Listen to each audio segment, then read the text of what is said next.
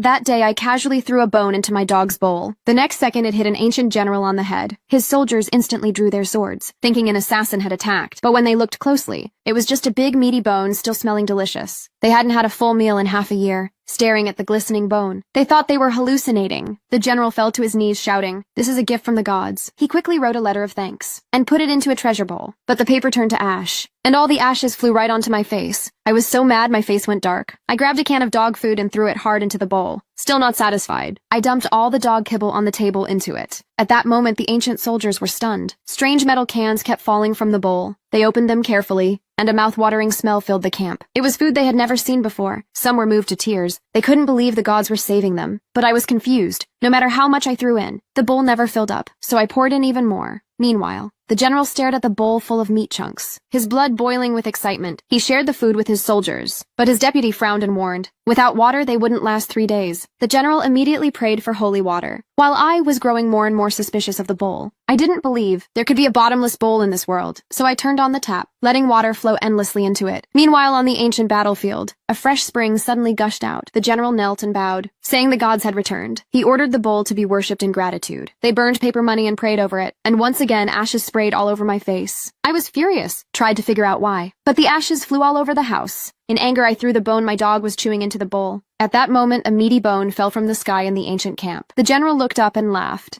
The gods have shown themselves again. Countless sausages and cans burst from the bowl, filling the camp with aroma. They knelt in thanks, believing I was secretly protecting them. Later, the general wrote a blood letter, begging the gods to send more food, or 300,000 soldiers would starve to death. I stared at the blood-stained letter, my heart racing. At first, I thought it was a prank, but part of me feared it was real. So I made up my mind to pour every bit of food in my house into the treasure bowl. The ancient camp erupted in joy. The general wept, kneeling before the mountain of food, thanking the heavens. But food never lasts forever. 3 days later, they ran out again. The deputy begged to pray once more. The general shook his head, saying the gods had already shown mercy. They must not ask for more. So he took his gold and silver treasures, and even the jade pendant from his neck, and placed them into the bowl. The next second, gold bars and ancient jade piled up before me. I froze in shock, rushed to the pawn shop for appraisal. The owner gasped, saying it was real gold. Even mixed with impurities, it was worth $30 million.